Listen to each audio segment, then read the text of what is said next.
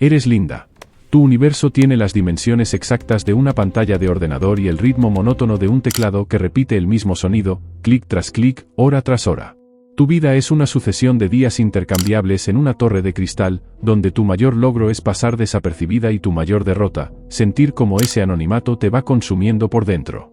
El café siempre se enfría antes de que puedas terminarlo, las conversaciones de tus compañeros son un murmullo ajeno, y tus ideas, meticulosamente anotadas en informes que nadie lee, se pierden en el limbo del servidor corporativo. Eres funcional, eficiente e invisible. La rutina es una losa que aplasta cualquier destello de la persona que solías ser, aquella que soñaba con aventuras y mapas llenos de lugares por explorar. Ahora, el único mapa que conoces es el del metro que te lleva de tu casa a esta celda acristalada y de vuelta. La fragilidad de tu existencia no se mide en riesgos, sino en el lento desgaste del alma, en la certeza de que estás dejando de sentir. Y lo peor no es que el engranaje falle, lo aterrador es su perfección silenciosa. El sistema no se rompe, te rompe a ti. Primero tu entusiasmo, luego tu curiosidad, más tarde tu voz. Hasta que un día, mirando el reflejo fantasmagórico en el monitor, ya no reconoces a la mujer que hay al otro lado. Pero esa mujer del reflejo, la que el sistema pretende que olvides, es en realidad una estratega meticulosa. Eres Linda, la solucionadora de problemas que nadie nombra en las reuniones. Tu mente opera con la precisión de un algoritmo, anticipando fallos, trazando planes B antes de que sean necesarios, todo desde la penumbra de tu escritorio. Mientras Donovan, tu compañero charlatán, se lleva las palmadas en la espalda por un trabajo que tú armaste pieza a pieza, tú te limitas a bajar la mirada hacia la hoja de cálculo que has perfeccionado en silencio. Tu introversión la han confundido con sumisión, tu metodología con falta de ambición.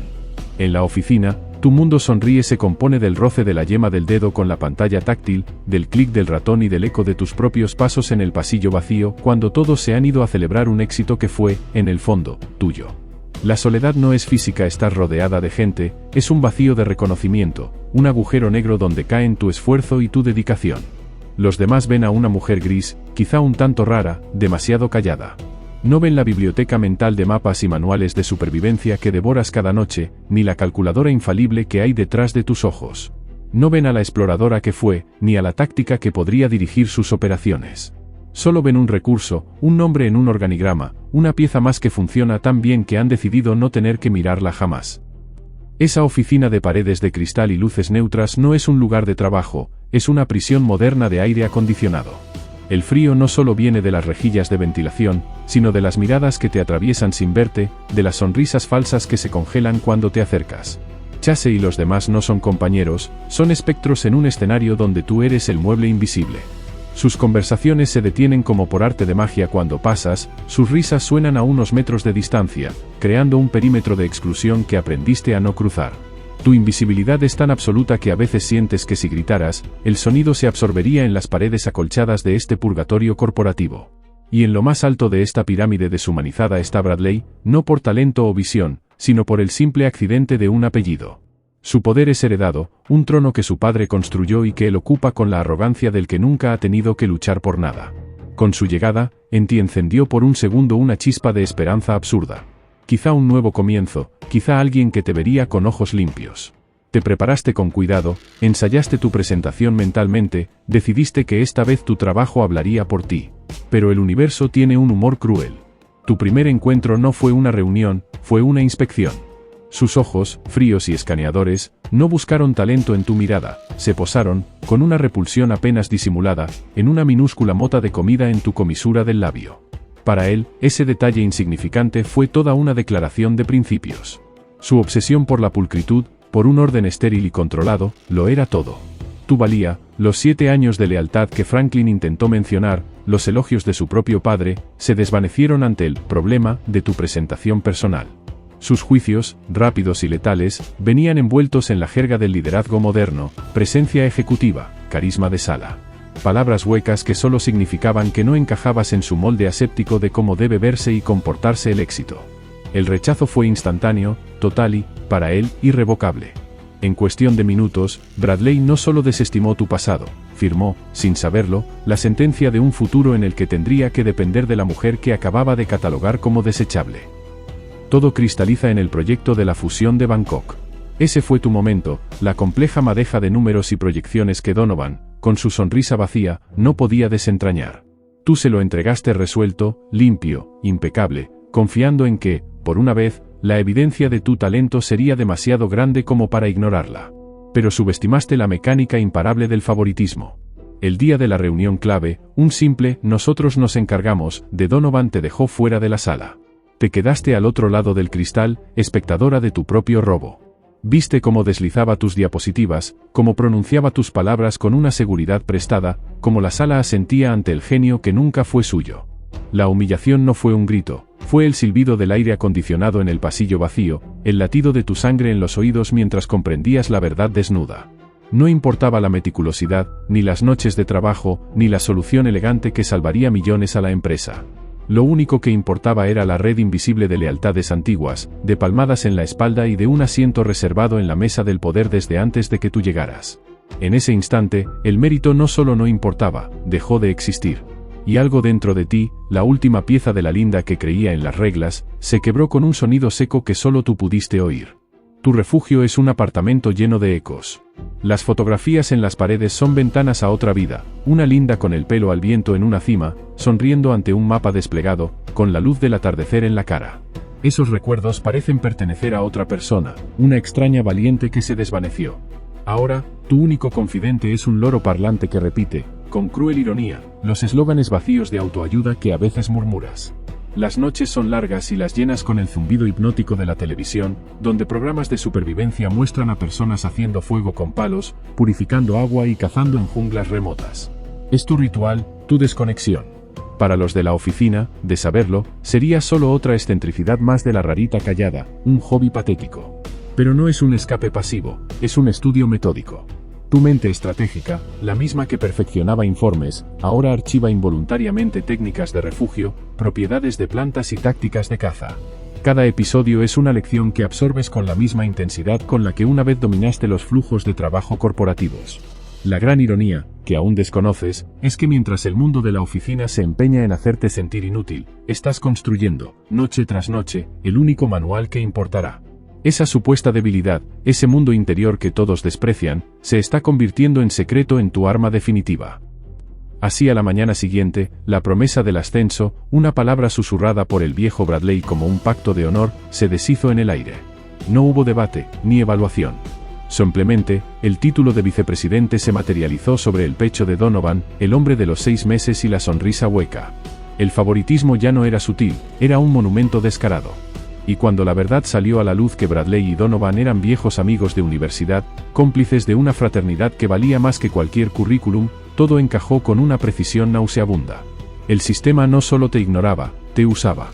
Tu talento, tu mente estratégica, seguirían siendo la columna vertebral invisible de los éxitos de Donovan, bombeando ideas y soluciones que él presentaría como propias. Y para dejarlo claro, para marcar tu lugar en este nuevo orden, llegó la reubicación. No fue un simple cambio de escritorio, fue un destierro. Te movieron a un rincón oscuro, lejos de las ventanas, donde la luz escaseaba y las miradas de los demás ya ni siquiera tenían que esquivarte. Ese rincón era más que un espacio físico, era la manifestación de tu nueva función, un recurso útil que debía permanecer en la sombra, alimentando la máquina desde la invisibilidad. Cada vez que te sentabas allí, el mensaje resonaba en el silencio, tu mérito era tu condena. Finalmente, reventaste. La ira contenida durante años atravesó las puertas de su oficina como una fuerza física. Allí, frente a él, sacaste a la luz los 7 años de lealtad, las noches sacrificadas, la promesa de su padre, la montaña de méritos que él había elegido ignorar. Pero no encontraste un rival, sino un juez despiadado. Su respuesta no fue un argumento, fue un desmontaje. Redujo tu vida laboral a una simple falta de madera de ejecutiva. Con palabras cuidadosamente elegidas para herir, criticó tu personalidad, tu presencia, incluso tu apariencia, insinuando defectos que nada tenían que ver con el trabajo. Fue gaslighting profesional, te hizo creer que la injusticia era, en realidad, una evaluación objetiva de tus carencias personales. Te despidió de la conversación sintiendo que el problema no era el sistema corrupto, sino tú. Y en ese momento, comprendiste la verdadera naturaleza de la máquina. No devora a los incompetentes, devora a los invisibles, a los callados, a los que creen que el trabajo duro es suficiente. Te chupa el alma, descarta la cáscara y sigue funcionando, imperturbable, buscando su próximo combustible humano. Sin embargo, la máquina aún no había terminado contigo.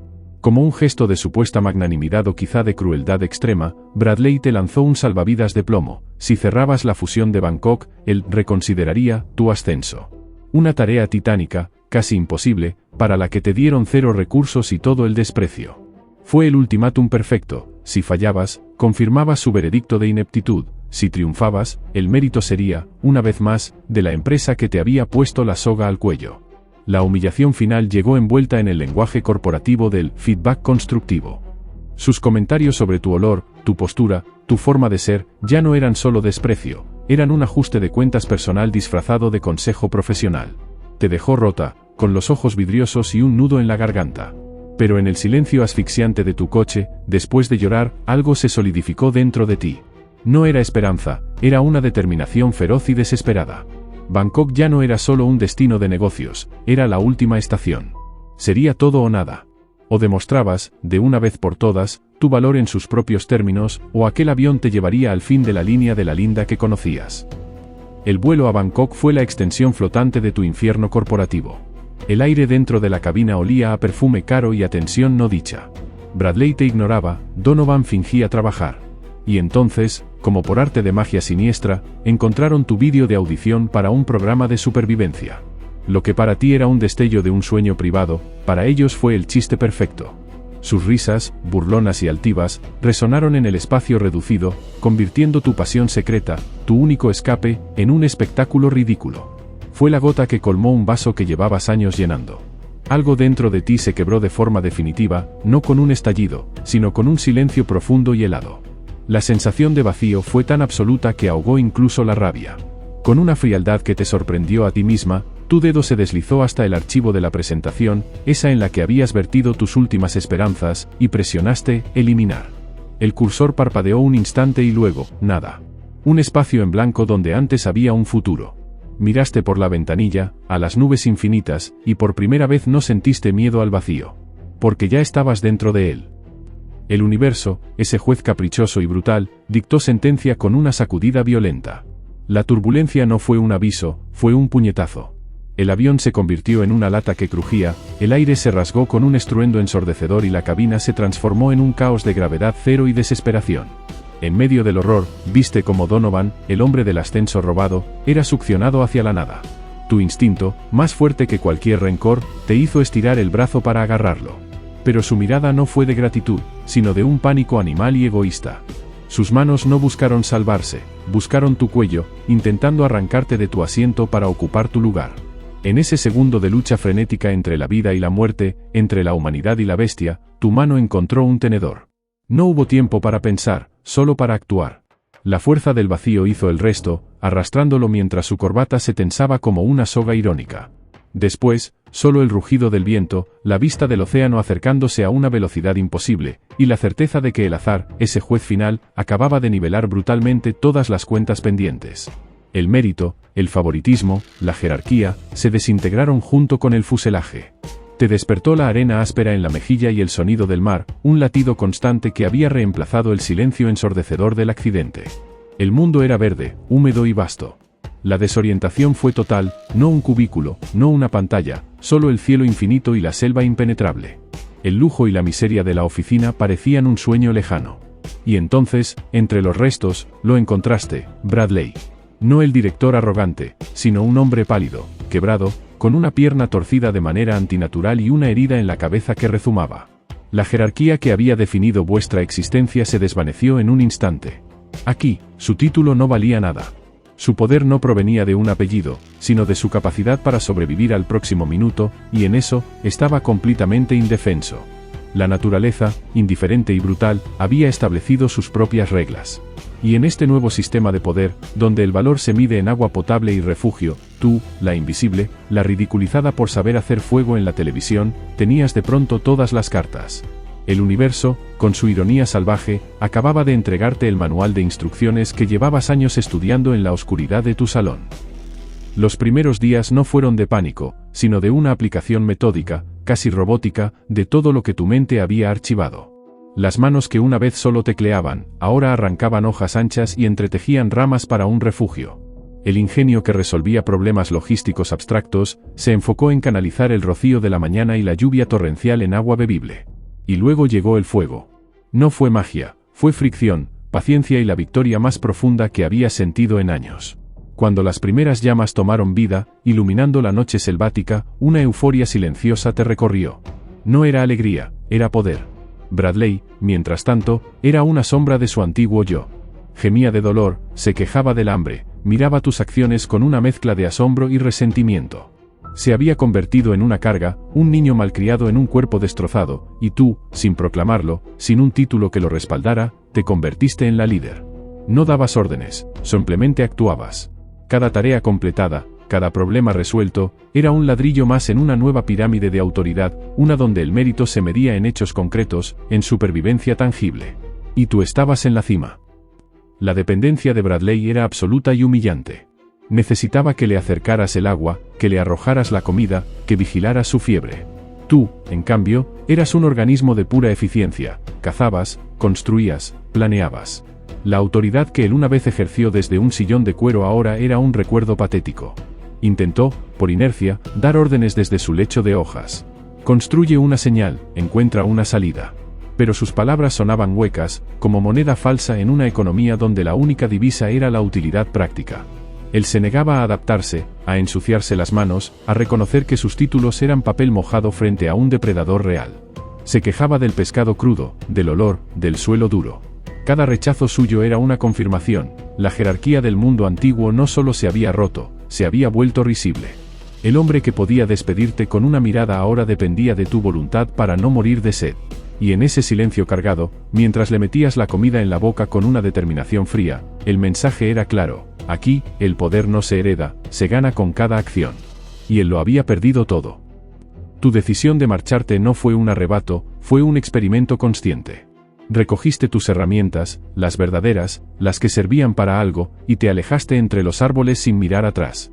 Lo dejaste solo con su pierna rota y su ego intacto, para que la selva le diera su lección más directa. Al principio, desde la distancia, pudiste imaginarlo erguido, indignado, esperando tu regreso arrepentido. Pero la noche en la selva no negocia. El miedo que llegó a él no fue teórico, fue un animal vivo que se arrastró por su estómago cuando los sonidos desconocidos se multiplicaron y la oscuridad se volvió tangible.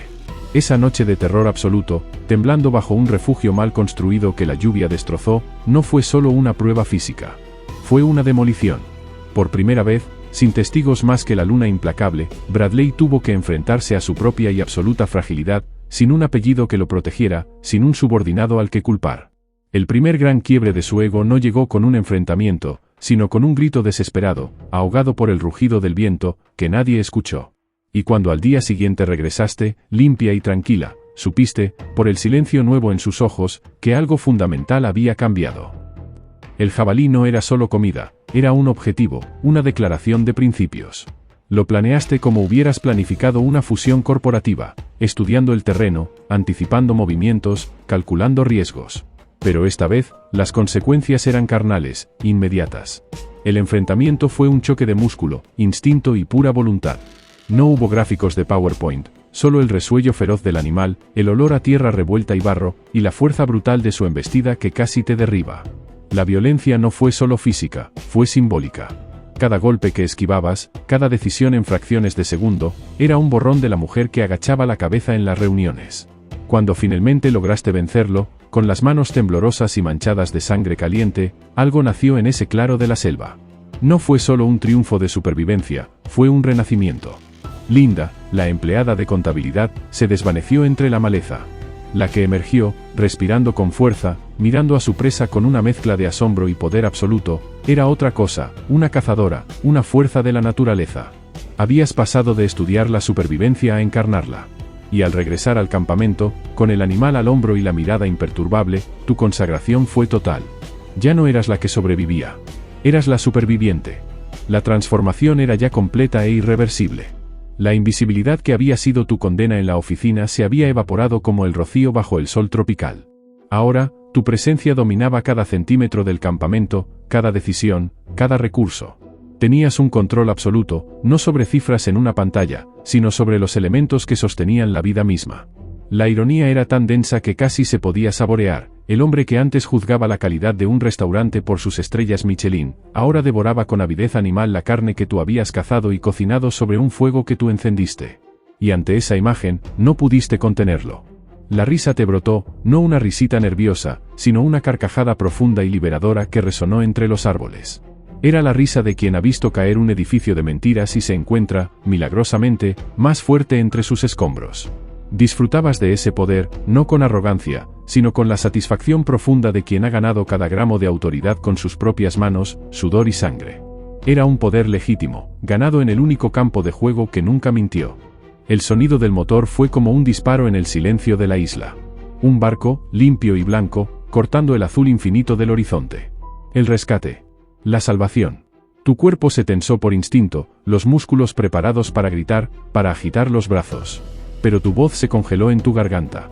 La duda no fue un relámpago, fue una ola fría que te cubrió por completo. Miraste ese barco, y luego miraste tu reino, el refugio que construiste, el fuego que mantenías vivo, el hombre que dependía de ti.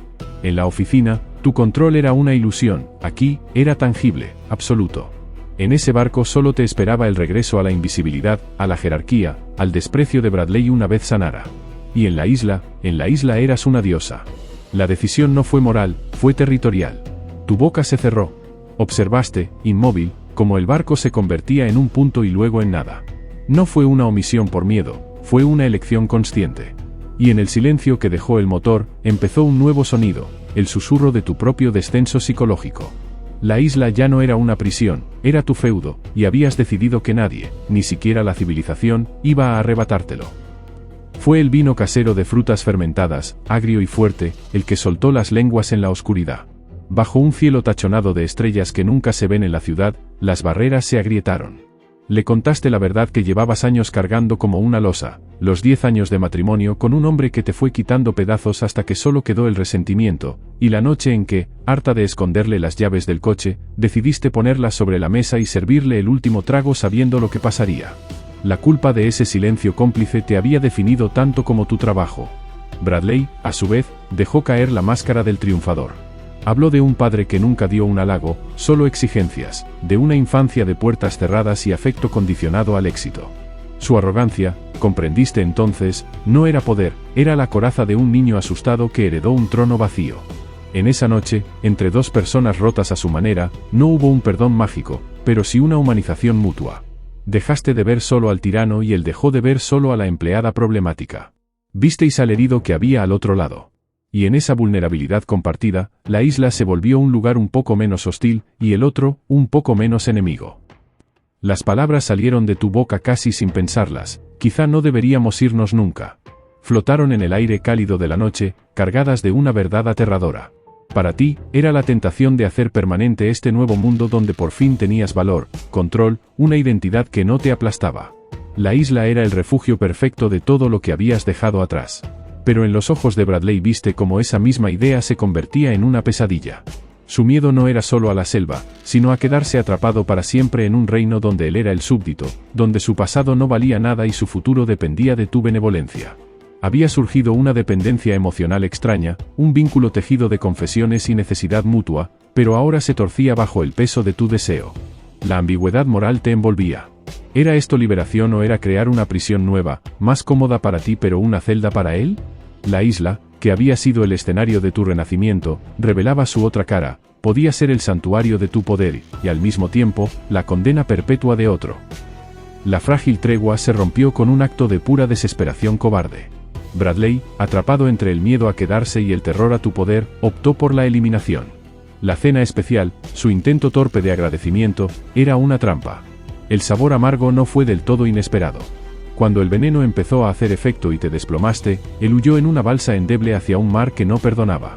El destino, con su sentido del humor más negro, lo arrastró de vuelta a ti, ahogándose, derrotado por los mismos elementos que tú dominabas. Tu rescate fue irónico, casi un acto de desprecio.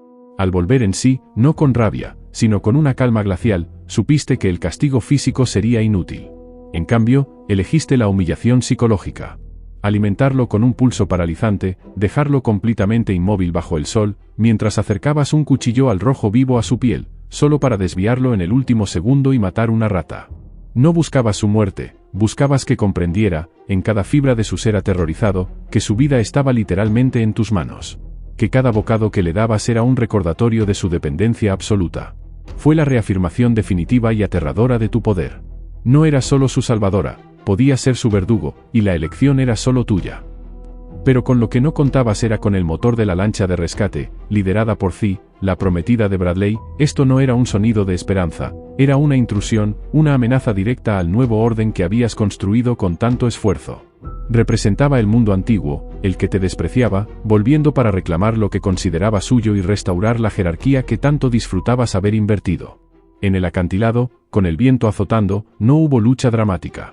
Solo un paso calculado, un desliz deliberado de tu pie al soltar la roca que ella agarraba, y una mirada fría mientras sus dedos se desprendían del borde. Su caída no fue un accidente, fue una ejecución silenciosa. La frialdad con la que lo presenciaste, sin un latido de más en tu corazón, marcó el verdadero punto de no retorno. No era solo que hubieras matado, era que lo habías hecho para proteger tu reino, tu poder, tu nueva identidad. El rescate ya no era una opción.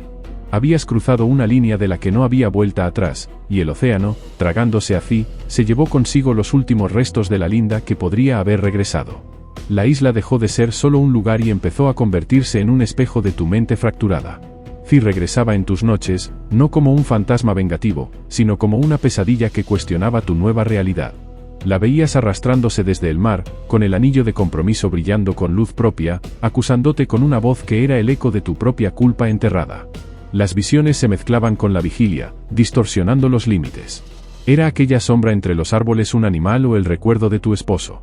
La psicología que una vez usabas para estrategias corporativas ahora se volvía contra ti, tejiendo horrores desde los rincones más oscuros de tu conciencia. La isla, tu reino de poder, se te revelaba también como una trampa psicológica. Cada sonido del bosque parecía susurrar tu secreto, cada ola romper con el sonido de un cuerpo golpeando las rocas. El horror ya no estaba fuera, acechando en la selva, había echado raíces dentro de ti, y florecía en visiones que cuestionaban si el monstruo que Bradley temía estaba en la selva o en el trono que habías construido para ti misma. El descubrimiento fue inevitable. Bradley encontró el anillo, la pequeña y brillante prueba de tu crimen, aún en el hueso pálido de un dedo entre la maleza. La confrontación fue un estallido de todo lo no dicho, de la confianza destrozada y el miedo convertido en odio puro. Las acusaciones volaron como cuchillos, él te gritó asesina, tú le escupiste cobarde. La cacería que siguió ya no fue entre humanos y bestias, sino entre dos depredadores que se conocían demasiado bien. Fue una persecución brutal, sin máscaras sociales, sin reglas. La violencia fue primaria, visceral, manos que buscaban gargantas, uñas que arañaban, el forcejeo de dos cuerpos convertidos en armas. En medio del caos, en un acto de posesión de mente, te tragaste el anillo, consumiendo literalmente la evidencia y simbolizando cómo habías devorado tu propia moralidad. La pelea culminó con un cuchillo clavándose en su costado, no por tu mano, sino en su intento de atacarte. No hubo grito heroico, solo un jadeo de sorpresa y dolor. El vínculo extraño, tejido de dependencia, confesiones y necesidad, se destrozó para siempre en ese claro, manchado de sangre y traición. Ya no había salvadora ni salvado, solo dos enemigos heridos, y la isla, testigo indiferente, esperando al último que quedara en pie. Herido y desesperado, Bradley se adentró en lo más prohibido de la isla y encontró no la salvación, sino la confirmación de su pesadilla más profunda, una mansión de lujo, oculta entre la jungla, intacta y llena de provisiones. Y allí, desde una sala de control llena de pantallas, tu voz lo recibió a través de los altavoces. La revelación fue el golpe maestro de tu sadismo psicológico. Le contaste cómo encontraste este lugar semanas atrás, cómo el rescate siempre fue posible, cómo cada día de hambre, cada noche de miedo, cada lección humillante, había sido parte de un juego que solo tú conocías las reglas. Tu control no era solo sobre los recursos de la isla, sino sobre la misma realidad que él experimentaba. Habías convertido su supervivencia en un teatro, su dependencia en un espectáculo privado para tu propio disfrute y empoderamiento. Al confesar el asesinato de Thi, quitaste la última máscara. Ya no eras la superviviente noble, ni siquiera la tirana justiciera, eras la directora de una tortura elaborada. Y al decirlo, al ver su mundo desmoronarse completamente, supiste que el juego, por fin, había terminado. Solo quedaba el acto final. Ante el cañón de la escopeta, Bradley recurrió al último arma que le quedaba, una mentira emotiva. Con los ojos llenos de lágrimas calculadas, te dijo que lo sentía, que te amaba, que prefería quedarse contigo para siempre antes que volver a un mundo sin ti. Era una manipulación desesperada, un intento de alcanzar la linda vulnerable de las confesiones nocturnas. Pero tu mirada no se ablandó, vio el arma improvisada que escondía a su espalda. Cuando él arrebató la escopeta, un clic seco reveló la verdad: estaba vacía. Habías anticipado incluso su traición final. En el forcejeo que siguió, ya no había elegancia ni estrategia, solo la rabia animal de dos seres llevados al límite. Y fue con un palo de golf, un objeto absurdo y brutal sacado de los lujos de la mansión, con el que terminaste la lucha. El golpe no fue épico, fue funcional, definitivo. Y luego, el silencio. No el silencio de la selva, siempre vivo, sino un silencio absoluto, pesado, que se instaló en la mansión y dentro de ti. El único sonido era tu propia respiración, marcando el fin de tu único y verdadero igual en ese mundo. El regreso no fue una rendición, fue una conquista. Te rescataron de la isla, sola, la increíble superviviente. Te convertiste en Linda, la heroína pública. Tu historia, cuidadosamente editada, era épica y limpia, una lucha contra los elementos, la trágica pérdida de tus compañeros, un triunfo del espíritu humano. La prensa te amó, los programas de entrevistas te ovacionaron, tu libro de autoayuda, una obra maestra de medias verdades y lecciones inspiradoras, se convirtió en un bestseller. La fama y la riqueza que la oficina siempre te negó, ahora te llovían por narrar una versión aceptable de tu horror. Te subías a tu nuevo coche, sonreías a las cámaras con tu loro parlante como peculiar mascota, y el mundo celebraba tu resiliencia. Habías comprendido la regla final: la civilización no quiere la verdad desnuda y sangrienta, quiere una mentira inspiradora, bien empaquetada. Y tú, la gran estratega, les habías dado justo lo que deseaban. Te habías convertido en el producto más exitoso de todos, habiendo sobrevivido no solo a la isla, sino a la necesidad de ser real. El viaje termina en la carretera, el viento acariciando tu cabello perfectamente peinado. A tu lado, en el asiento del copiloto, el loro repite mecánicamente una frase optimista, un eco vacío de la persona que una vez fuiste. Tu sonrisa frente al volante no es de alegría, es de control absoluto, la misma que ejercías en la isla, ahora pulida para el mundo civilizado. La sensación es de victoria, sin duda, has derrotado a la naturaleza, a tus enemigos, al sistema que te aplastaba. Pero en la profundidad de tus ojos, en el instante en que la sonrisa se desvanece cuando nadie mira, late una pregunta inquietante. ¿Eres el pináculo de la supervivencia humana, la que se adapta y conquista cualquier entorno? ¿O eres el monstruo que ese entorno necesitaba crear para sobrevivir? Has cambiado de jaula, de la de cristal a la de oro, pero el animal dentro parece reconocer que, en el fondo, las reglas no han cambiado tanto. Solo has aprendido a jugar el juego definitivo, donde la presa y el depredador son la misma persona. Y mientras conduces hacia un nuevo horizonte de éxito, la reflexión final se cierne no sobre ti, sino sobre el espectador, quien, en su propio deseo de escapar, de triunfar, de ser visto, ¿no estaría tentado a tragarse también su propio anillo con tal de contar una historia mejor?